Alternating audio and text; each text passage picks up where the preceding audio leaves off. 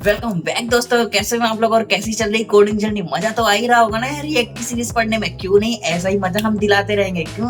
क्योंकि हम यार अच्छा खासा पढ़ा रहे हैं ना। आप लोगों को पता है, पिछली वाली वीडियो में आप लोगों ने बहुत अच्छा प्यार दिखाया, आपने देखा, वीडियो समझा, और इसीलिए मैं इसमें पार्ट 2 भी ला रहा हूँ, क्योंकि मैंने उसमें थोड़ा कम बताया था।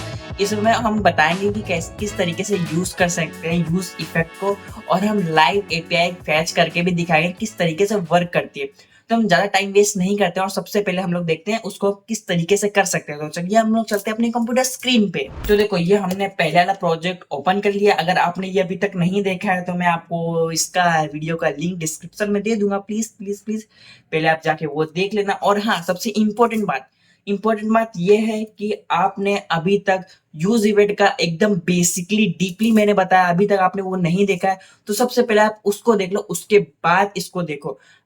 हालांकि मैं इसमें थोड़ा बता दूंगा, बट ठीक है, उसको समझोगे तो डीपली होगा, इसमें मैं थोड़ा एडवांस बता रहा हूँ। तो प्लीज प्लीज प्लीज पहले उसको जाके देखो। इसमें फटाफट ऊपर ऊपर बता दूंगा। अगर आपको डीपली जानना है तो यार पहले वाला तो देखना पड़ेगा वीडियो। तो चलो हम लोग क्या करते हैं, सबसे पहले हम यहाँ पे अपने इस प्रोजेक्ट में हम काम करने वाले हैं। इसी पे हम लोग लाइव फैच करके दिखाएंगे कैसे काम करता है। तो सबसे पहले हम क्या करते हैं, सबसे पहले हम यूज इफेक्ट के बारे में आपको बता देते हैं। तो हम यहाँ पे app.js में जाएंगे। हमारा हेडर और प्रोडक्ट यहाँ से आ रहा है, जैसे कि मैंने आपको पिछले वीडियो में बताया था। पिछले वीडियो में नहीं, पिछले वीडियो में मैंने बताया था। प्रोजेक्ट जिसमें बनवाया था, नहीं वो वाला फिल्टर वाला, उसी में मैंने बताया था किस तरीके से बनाते हैं। ओके, इसका मैंने टेंशन मत लो, आपको कोड चाहिए तो आपको गिटहब में मिल जाएगा, वहां पे जाके आप उसको डाउनलोड कर सकते हो, यूज कर सकते हैं। तो देखो, अब एक काम करते हैं, ये सबको हटा देते हैं। ठीक है, इस सबको हटा देते हैं। RFC रखते हैं, नहीं हटाते नहीं, कमेंट कर देते हैं। ठीक है, क्योंकि अपने को काम तो देगा ना आगे। तो हमने कमेंट कर दिया। हम बात करते हैं यूज इफेक्ट के बारे में। ठीक है, ये देखो सब गायब हो चुका है। ओके, हम यूज इफेक्ट के बारे में बात कर रहे थे। यहाँ पे जाएंगे, यूज इफेक्ट यहाँ पे लिख देंगे, यूज इफेक्ट। ठीक है, यहाँ पे इंपुट हो चुका है यूज इफेक्ट। अब हम इसको कॉल करने वाले यूज इफेक्ट फंक्शन को हम यहाँ पे पास करेंगे कॉल बैक फंक्शन। देखो, अगर आपने अभी तक नहीं देखा तो मैं ऊपर ऊपर बोल रहा हूँ, तो समझ जाओ किस तरीके से डीपली जाना, तो वीडियो देखो पीछे वाला। ओके, अब मैं यहाँ से यूज इफेक्ट को कॉल कर दूंगा, यहाँ से यूज इफेक्ट कॉल, और यहाँ पे मैं डिपेंडेंसी अभी नहीं देता हूँ, सिंपल सी बात है। ठीक है, डिपेंडेंसी में मैं बताया हूँ पिछले वाले वीडियो में, सब डीपली है, मैं बार बार रिपीट नहीं करूंगा। अगर आपको नहीं समझ आ रहा तो पिछला वाला वीडियो प्लीज प्लीज प्लीज जाके देखो।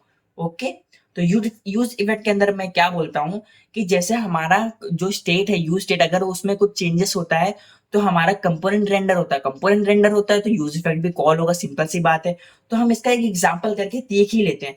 तो हम क्या करते हैं, यहाँ पे एक स्टेट बना लेते हैं। सबसे पहले हम कौन से बनाएंगे, एक काउंट नाम का स्टेट बना लेंगे और इसमें सेट काउंट रख देंगे। ठीक है, सेट काउंट में हम यूज स्टेट लगा देंगे, यूज स्टेट लगा दिए। ठीक है, यूज स्टेट के बाद सेट काउंट ही तो करना है ना। तो एक काम करेंगे, यहाँ पे जाएंगे और एक डिव ले लेते हैं। डिव के अंदर क्या करते हैं, इस जगह पे यहाँ पे H1 ले ले क्या, H1 नहीं, हाँ H1 ले लेते हैं, अच्छा रहेगा। H1 ले लिया और H1 के अंदर हम यहाँ पे पास कर देंगे काउंट की वैल्यू। तो काउंट की वैल्यू तो अभी कुछ नहीं है क्योंकि हमने नल रखा है, तो हम सिंपल से यहाँ पे 0 रख देंगे।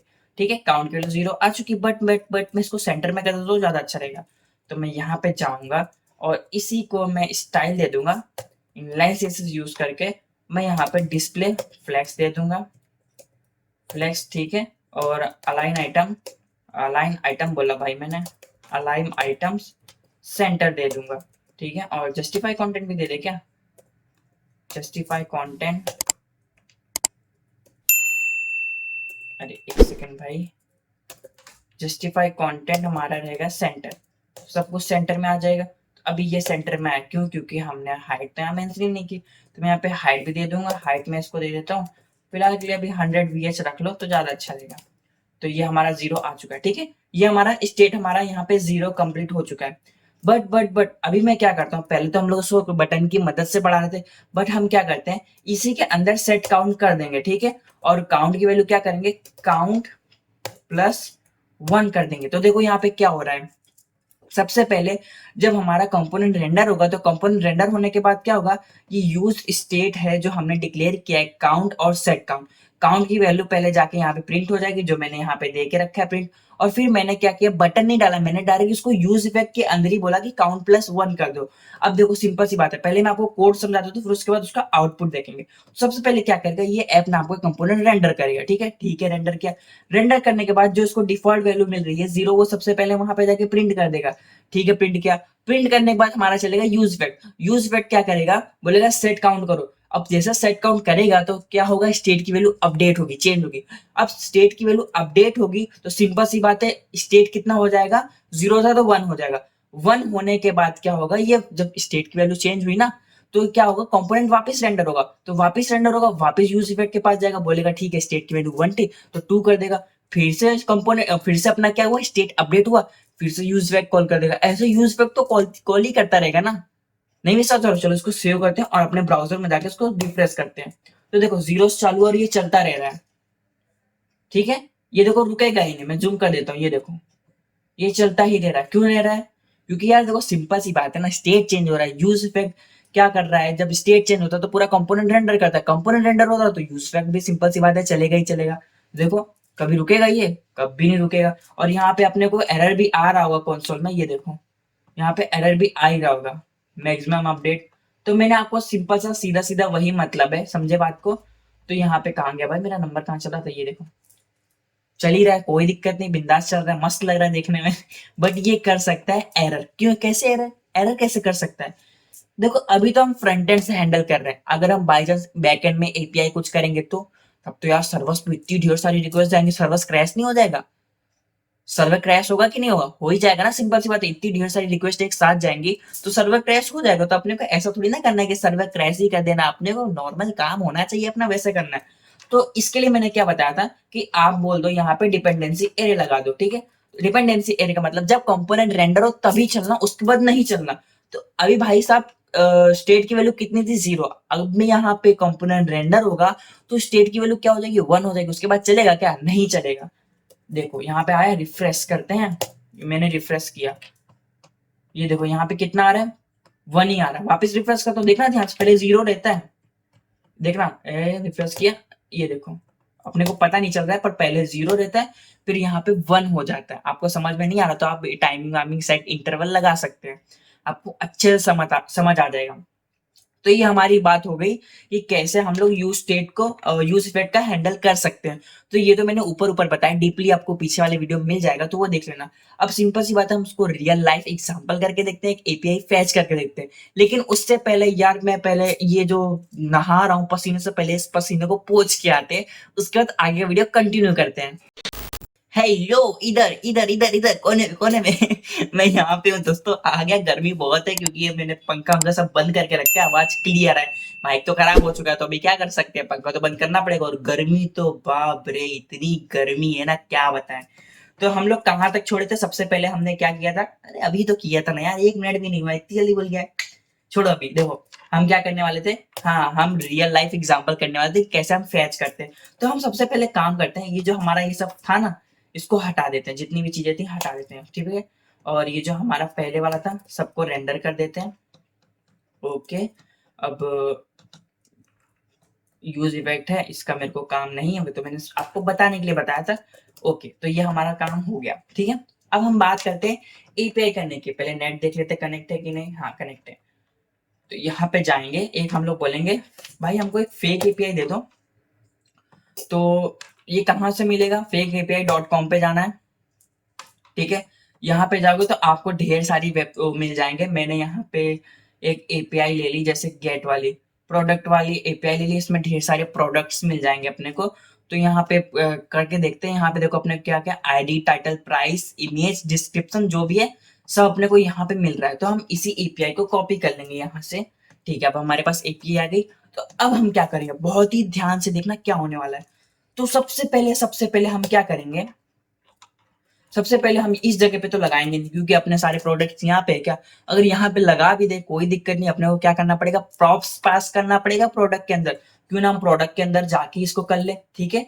अब देखो सारा डेटा आ कहाँ से रहा है, जो डिस्प्ले हो रहा है ना ये वाला, ये सारा डेटा कहाँ से आ रहा है, यहाँ से आ रहा है। डेटा नाम के अंदर पड़ा हुआ है, ये देखो छोटा कर देता हूँ, ये देखो डेटा नाम के अंदर सारा डेटा पड़ा हुआ है, डेटा नाम के वेरिएबल में सारा डेटा स्टोर है। तो यही डेटा फैच होके आ रहा है, लेकिन हम इससे तो करेंगे नहीं, हम रियल लाइफ एग्जांपल एपीआई लेने वाले हैं गाइस।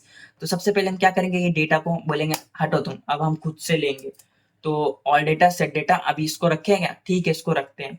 और टारगेट सेट आइटम, ये तो फिल्टर का, इसका छोड़ो, ठीक है। अब यहाँ पे जाते हैं, इस जगह पे यूज इफेक्ट लगाना चालू करते हैं, अपना काम चालू करते हैं।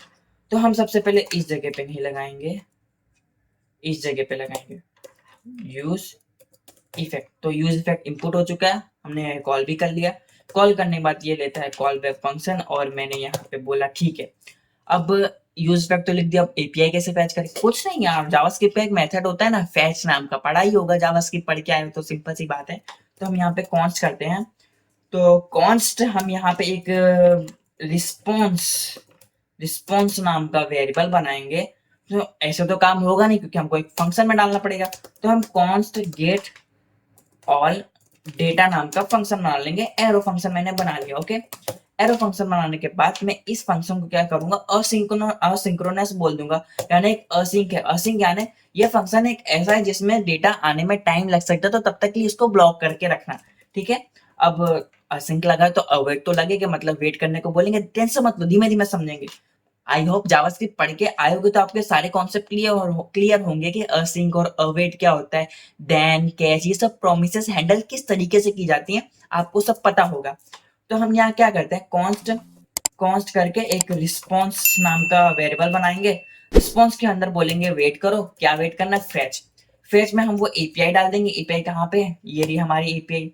एपीआई डाल दी, ठीक है। फेच हमारे पास एक दो पैरामीटर लेता है, तो हमने यहाँ पे एपीआई का यूआरएल डाल दिया। उसके बाद हम यहाँ पे ऑब्जेक्ट में पास करेंगे इसके मेथड। ये मेथड कौन सा है, सिंपल सी बात है, गेट मेथड है, क्योंकि ब्राउजर में दिख रहा है।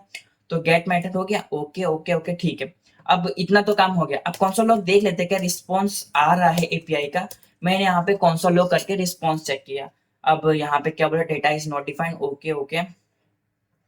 Data data data user data को मैं यहाँ पे एरे लिख देता हूँ, ठीक है, क्योंकि डेटा एरे मैंने मैप करके रखा है। तो यहाँ से रिफ्रेश करते हैं कुछ, ओके ओके।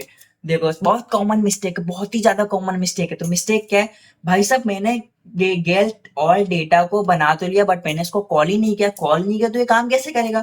तो हम भाई साहब इसको क्या करेंगे, बोलेंगे गेट ऑल डेटा, भाई तुमको कॉल किया गया है तो तुम फटाफट यहाँ पे आ जाओ। तो मैंने यहाँ पे कॉल कर दिया और रिफ्रेश करेंगे तो देखो यहाँ पे क्या आ रहा है, रिस्पॉन्स आ रहा है एपीआई का। बोल रहा है स्टेटस 200, यानी सब कुछ परफेक्ट चल रहा है, वहां से रिस्पॉन्स भी आ रहा है। ठीक है, रिस्पॉन्स आ रहा है, बट हमको कुछ देखना भी तो है।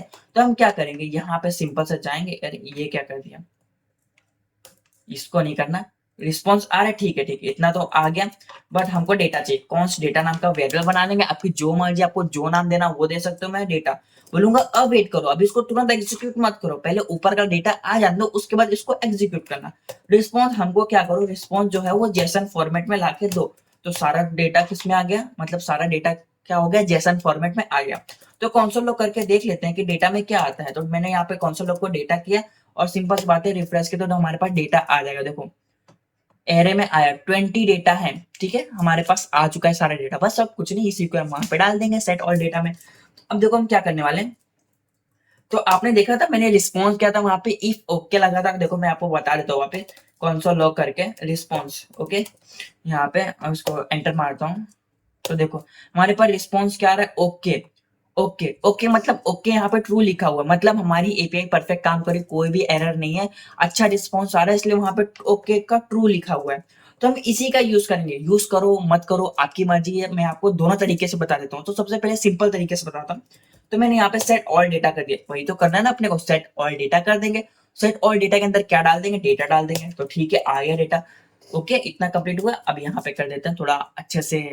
तो देखो यहाँ पे हो गया भाई साहब, सारे प्रोडक्ट्स आ रहे हैं। कैसे आ रहे हैं, आप कैसे बोल सकते हो प्रोडक्ट आ रहे हैं। देखो मेरे पास कितने डेटा थे, 20 तक, कितने कार्ड आ रहे हैं, ये हो गया 1 2 3 4 5 6 7 8 9 10 20 डेटा आ रहे हैं। आप बोलोगे कैसे मैं मानू 20 डेटा आ रहे हैं। तो यहाँ पे जो मैंने एपीआई किया था ना, इसको यहाँ पे चेक कर लेते हैं। पहला डेटा क्या आ रहा है, ID 1 है, तो इसका प्राइस कितना है, 109 है, ठीक है, इसका प्राइस कितना, 109।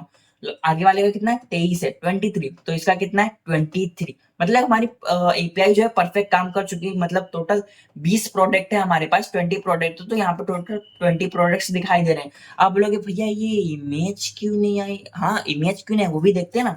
तो सबसे पहले हम क्या करेंगे, कंसोल ही ओपन कर लेंगे, उसमें सारा हमको मिलेगा। तो ये जो की का दिक्कत है, आपको सिंपल सी बात है, ये पता होगा क्यों आ रहा है, नहीं पता है तो मैं आपको बता दूंगा, या तो पहले आप मेरे को कमेंट करके बताओ, उसके बाद मैं इसको लास्ट बताऊंगा कि ये एरर क्यों आ रहा है, उसको सॉल्व भी करेंगे। फिलहाल आपको अगर पता तो मेरे को कमेंट बता दो, ये मैं एरर बता चुका हूँ पहले भी। ओके, तो अब काम करते हैं। अब यहाँ पे तो हमने कर दिया, तो ओके, अब यहाँ पे हमको इमेज नहीं आ रही, सब चीज तो आ रहा है। देखो अब एक काम करते हैं, डेटा जो है उसको कंसोल लॉग करके देखते हैं उसके अंदर आ क्या क्या रहा है। तो कंसोल लॉग करेंगे, इसको कर दिया डेटा को। ओके, अब यहाँ जा रहा है रिफ्रेश, तो हमारे पास डेटा आ रहा है, ये देखो। ठीक है, डेटा के अंदर देखो क्या क्या आ रहा है। सबसे पहले आईडी आ रही है, प्राइस सेम है, टाइटल आ रहा है, डिस्क्रिप्शन आ रहा है, और देखो यहाँ पे क्या नाम है, इमेज। क्या नाम है, इमेज नाम। वहां पे प्राइस टाइटल सब तो सेम ही था, बस इमेज का हमने नाम नहीं लिखा था। तो यहाँ पे हमने क्या नाम रख के लिखा होगा, देख लेते हैं। यहाँ पे मैंने थंबनेल लिखा है, पर थंबनेल नाम का तो कुछ है नहीं। मैं सिंपल सा यहाँ पे जाके इसको क्या कर दूंगा, इमेज लिख दूंगा, तो मेरे को क्या होगा, सारी इमेजेस दिख जाएंगी। तो ये देखो सारी इमेजेस आने लगी ना सारी इमेजेस। बस इसी तरीके से हम लोग करते हैं। बट अभी भी इसमें दिक्कत है। बोलोगे क्या दिक्कत है यार, सब तो परफेक्ट चल रहा है। हाँ, परफेक्ट चल रहा है, आपकी बात सही है। बट अभी मैं इसको हटाता हूँ, कंसोल डॉट, इसको हटाता हूँ। अभी देखना, बहुत बड़ी दिक्कत बताता हूँ, इससे आपका सर्वर क्रैश भी हो सकता है। तो देखो मैंने दिक्कत क्या करी है, तुम देखो मैं यहाँ पे कंसोल लॉग करके दिखाता हूँ। बोलोगे कोई एरर नहीं है की वाला, तो आप बाद में लास्ट में बताओगे ही बताओगे। तो ठीक है, वो तो मैं बताऊंगा, वो मैं बोल दिया हूँ बताऊंगा। बट हम नेटवर्क, ये नेटवर्क क्या होता है, नेटवर्क मतलब कि जब हम कोई भी एपीआई हिट करते हैं तो सारी एपीआई यहाँ पे दिखाई देती है कि एपीआई हिट हुई है, कौन सी एपीआई में हिट हुई है, कौन सा मेथड है, और इसका स्टेटस कोड क्या है, 200 एकदम परफेक्ट, सब कुछ एकदम, मतलब एपीआई काम कर रही है कि नहीं, इसके थ्रू हम लोग देखते हैं। अगर एपीआई हमारा एरर आ गई, एपीआई फेल हो गई फैच होने में, तो यहाँ पे हमको दिखाई दे जाएगा। तो अपने को तो समझ में आ गया, मतलब एपीआई काम करे, ठीक है। बट एक दिक्कत आपको बताता हूँ, देखो ये 41 रिक्वेस्ट हो गया, 42 हो गया, 44 हो गया, तो ये क्या इन्फिनिटी चल रहा है? ये तो इन्फिनिटी चल रहा है। अभी तो फिलहाल मेरा सिस्टम देखो एकदम तेज होने लगा, 65, 67, 70, देखो कितना तेज चलने लगा, 80 तक पहुंच गया। अब ऐसे रिक्वेस्ट जाएगी हमारे सर्वर पे, तो सर्वर क्रैश नहीं होगा? सिंपल सी बात है, क्रैश तो हो ही जाएगा ना। अरे ये क्या हुआ, आप बोलोगे यार 80 तक 200 पहुंच गया। हाँ यार, मैं थोड़ा पसीना पोंछने चला गया था, क्योंकि गर्मी बहुत लग रही है। मैं पूरा भीग भी चुका, मुझे लग रहा है ऐसा, पीछे में तो पूरा गीला हो चुका हूँ, पर ठीक है। क्योंकि यहाँ पे क्या हो रहा है, इन्फिनिटी रिक्वेस्ट जा रही है, बट ये हमको क्या देती है, दिक्कत देती है। सर्वर पे बार बार रिक्वेस्ट जाती है, तो सर्वर क्रैश हो सकता है। तो इसको कैसे सॉल्व किया जाए, आपने अगर मेरा वीडियो बहुत ध्यान से डीपली पढ़ा होगा तो आपको इसका तुरंत ही आइडिया मिल चुका होगा कि ये कैसे, क्यों हो रहा है, किस वजह से हो रहा है। समझे कि नहीं समझे, किस वजह से हो रहा है, बताओ मुझे कमेंट में। तो नहीं समझ आया, ठीक है, चलो मैं बता देता हूँ ये क्यों हो रहा है, इन्फिनिटी क्यों जा रहा है। तो ठीक है, मैं console डॉट लॉग में भी आपको दिखा देता हूँ। यहाँ पे मैं क्या करता हूँ, कंसोल लॉग करता हूँ, डेटा बोलूंगा, कंसोल लॉग में डेटा दिखाऊं। अब देखो मैंने रिफ्रेश किया, तो देखो यहाँ पे भी इन्फिनिटी चलने लगा। ये देखो, यहाँ से देखो कर्सर छोटा हो रहा है, स्क्रॉल बार है देखो छोटा होता जा रहा है। ये देखो जहाँ पे मेरा कर्सर है, मतलब ये इन्फिनिटी कॉल हो रहा है। क्यों हो रहा है ये? अरे भाई सिंपल से तो मैंने आपको बताया था ना, कि जब हमारा स्टेट चेंज होता है तो यूज इफेक्ट, हमारा नहीं, आई मीन हमारे रिएक्ट ऐप में अगर कोई स्टेट अपडेट होता है या कुछ चेंज होता है, तो क्या करता है, कंपोनेंट को रेंडर करता है। तो इस केस में क्या हो रहा है, ध्यान से सुनो क्या हो रहा है। यहाँ पे गेट ऑल डेटा काम कर रहा है, ठीक है, इतना समझ में आया। कंसोल डॉट मतलब रिस्पॉन्स जेसन है, वो डेटा के अंदर डाले, ठीक है। कंसोल लॉग डेटा कर दिया, सेट ऑल डेटा हमने जैसे किया, डेटा सेट ऑल डेटा कर दिया। और सेट ऑल डेटा क्या है, हमने ऊपर स्टेट बना के रखा है। सारा डेटा किस पे जा रहा है, ऑल डेटा के अंदर, और सेट ऑल डेटा। अब मैंने यहाँ पे क्या किया, सेट ऑल डेटा से स्टेट चेंज किया। स्टेट चेंज किया, मैंने आपको बताया अगर स्टेट चेंज होता है तो कंपोनेंट रेंडर होता है, री रेंडर होता है। तो पूरा कंपोनेंट वापस री रेंडर हुआ। यहाँ से वापस कहाँ गया, ये वाला वापस कंपोनेंट रेंडर हुआ। और ये कंपोनेंट रेंडर हो तो वापस से यूज इफेक्ट चला। यूज इफेक्ट चलने के बाद वापस से सेट ऑल डेटा में डाल दिया। वापिस से स्टेट की वैल्यू चेंज हुई, वापिस ये कॉल करेगा। ऐसे ही लिए इन्फिनिटी जा रहा है, इसीलिए बार बार ये सर्वर्स पे बार बार ये रिक्वेस्ट जा रही है। देखो ना, मैंने यहाँ पे console डॉट लॉग किया है, तो बार बार ये भी तो कॉल हो रहा है ना। देखो सिंपल सा मैंने रन किया, देखो प्रोडक्ट और लाइन नंबर कितना 17, तो यहाँ पे देखो लाइन नंबर कितना 17, बार बार ये कॉल हो रहा है। क्यों? क्योंकि कंपोनेंट है, बार बार रेंडर हो रहा है। तो इसका सोल्यूशन क्या है? इसका सोल्यूशन मैंने बताया है ना ऑलरेडी। यहाँ पे आपको डिपेंडेंसी एरे पास कर देना होता है, तो ये वहीं पे रुक जाएगा, एक ही बार फैच होगा। देखो नेटवर्क में देख, नेटवर्क में चेक कर लें। चलो यहाँ पे चलते हैं, और ये देखो यहाँ पे सिर्फ प्रोडक्ट एक ही बार चला, ठीक है, एक ही बार चला। अब हमारे एरर आ रही क्या? बार बार रिक्वेस्ट जा रही? नहीं जा रही, क्योंकि हमने डिपेंडेंसी एरे पास कर दिया। अब आप बोलोगे कि ठीक है डिपेंडेंसी एरे तो है, बट इसका काम क्या आता है? बहुत जगह काम आता है। अब मैं सोच रहा हूँ कि ये डिपेंडेंसी एरे तो ठीक है, क्यों ना इसमें कुछ पास भी किया जाए। ठीक है, मैं एक काम करता हूँ ना कि इधर पे पास कर देता हूँ ऑल डेटा। बोलता हूँ कि ऑल डेटा जब चेंज हो ना, तब तुम इस कंपोनेंट, इस यूज इफेक्ट को रेंडर करना। तो इसमें क्या होगा बताओ? इसमें वही प्रॉब्लम आएगी जो अभी आ रही थी, क्योंकि हमने बोला ऑल डेटा चेंज हो तब तुम इसको कॉल कर देना। अब सिंपल सी बात है, सेट ऑल डेटा एक बार रेंडर होगा तो बार बार ये कॉल होता रहेगा। नहीं विश्वास हो रहा? देखो मैं नेटवर्क में जाके दिखा देता हूँ। यहाँ से मैंने रिफ्रेश किया, ये देखो प्रोडक्ट चलता रहा, ये देखो चलता रह रहा है 41, 44, 46 चलता रह रहा है। समझे बात को? ऑल डेटा कॉल हो रहा है। अब मैंने आपको बताया था कि ये जो मैंने तरीका लिखा है कॉन्स्ट गेट ऑल डेटा, आप जरूरी नहीं कि इसको यूज इफेक्ट के अंदर लिखो, आप इसको यूज इफेक्ट के बाहर भी लिख दो। बट कॉल तो हम उसको यूज इफेक्ट के अंदर ही कर रहे हैं ना, बात तो एक ही है ना यार, चाहे उधर लिखो चाहे इधर लिखो, बात तो एक ही है ना। मैंने यूज इफेक्ट के अंदर ना लिख के यूज इफेक्ट के अंदर खाली कॉल कर लिया, और ऊपर मैंने गेट ऑल डेटा नाम का फंक्शन बना लिया। ठीक है भैया, इतना तो समझ में आया। अब क्या समझाना है? तो अभी क्या बाकी रह गया? मैं यहाँ पे आपको बताया था लास्ट में कि यहाँ पे पहले हमारा वो एरर सॉल्व हो चुका कि नहीं, देख लेते हैं। तो यस, हमने वो डिपेंडेंसी एरे रख दिया है, तो जिसके कारण वो सॉल्व हो चुका है। ओके, अब हमारे ये बाकी रह गए। तो भैया ये की प्रॉप्स ये क्या आ रहा है, ये तो आपने बताया नहीं। हाँ, तो ये भी बता देते हैं। तो यहाँ पे मैं जाता हूँ, यहाँ पे हमने एक मैप लगाया हुआ है। देखो यहाँ पे मैप चल रहा है, ऑल डेटा डॉट को मैप कर रहा है, मतलब सारे एरे को मैप कर रहा है। और जब भी हम मैप यूज करते हैं ना, तो मैप में हमको हमेशा की पास करनी होती है। की पास करेंगे तभी वो डिफाइन कर पाएगा कि हाँ इसकी की ये है, इसकी की है, और ये की यूनिक होना चाहिए। तो मैप के अंदर हमको दो चीजें मिलती है, एक होता है वैल्यू, एक होता है इंडेक्स। इंडेक्स मतलब एरे वाइज होता है, तो सारे एरे को इंडेक्स यहाँ पे कर देता है। तो हम जो उसका पेरेंट है ना, इस सबका पेरेंट कौन है? ये डिव है, ये वाला डिव ये सबका पेरेंट है। तो मैं यहाँ पे ये की पास कर दूंगा। ओके, क्लास नेम के पहले आऊंगा और यहाँ पे मैं बोल दूंगा की, और की के अंदर मैं क्या पास कर दूंगा? आई। की के अंदर आई पास कर देंगे। बाकी जरूरी थोड़ी ना कि आप आई पास करो, बहुत तरीके से, बट आपको यूनिक वैल्यू पास करनी होती है। अब मैं यहाँ पे रिफ्रेश करता हूँ और हम एंटर मारते हैं, तो वो वाला हमारे पास एरर चला जाएगा। ठीक है, वो एरर चला गया, और ये हमारे पास डेटा आ रहा है जो हमने 16 लाइन नंबर पे कंसोल डॉट करके रखा हुआ। ठीक है, और मैंने आपको बताया था कि जो रिस्पॉन्स ओके आ रहा है तो उसको कैसे देखते हैं। तो देखो हम ज्यादातर क्या करते हैं प्रोग्रामिंग में, रियल लाइफ में हम क्या करते हैं? इफ करते हैं। इफ में हम क्या करेंगे? इफ के अंदर हम रिस्पॉन्स डॉट ओके, जब अगर रिस्पॉन्स ओके है, ओके में क्या आ रहा था? ट्रू आ रहा था पहले। ठीक है, रिस्पॉन्स डॉट ओके अगर ट्रू होता, तुम क्या कर दो? सेट ऑल डेटा कर दो। सेट ऑल डेटा कर दो, क्या डेटा? डेटा सेट कर दो। ठीक है, वही बात हो गई ना। ठीक है, रिस्पॉन्स डॉट ओके मतलब 200 कोड, ओके मतलब ट्रू होता है। सेट ऑल डेटा अगर ओके आ रहा है तो ठीक है, तुम इसको कर दो। बाई चांस अगर ओके नहीं आ रहा है, दूसरा कोई एरर कोड आ रहा है, या तो कोई एरर आ रही है एपीआई में, तो सिंपल तो तुम यहाँ पे अलर्ट कर दो। अलर्ट क्या रहेगा? अलर्ट कर दो, या तो कंसोल कर दो एपीआई एरर में लिख देता हूँ सिंपल के लिए, अभी के लिए। तो एपीआई एरर अभी तो नहीं आना चाहिए, अभी तो परफेक्ट काम कर रहा है। ठीक है, अब देखो नेटवर्क भी हमारा परफेक्ट काम कर रहा है। यहाँ पे जाते हैं और एंटर मारते हैं, तो नेटवर्क भी काम कर रहा है। ओके, सब कुछ परफेक्ट काम कर रहा है, और हमारा डेटा भी फैच होके आ रहा है। तो ये हमने रियल लाइफ करके देखा यूज इफेक्ट का।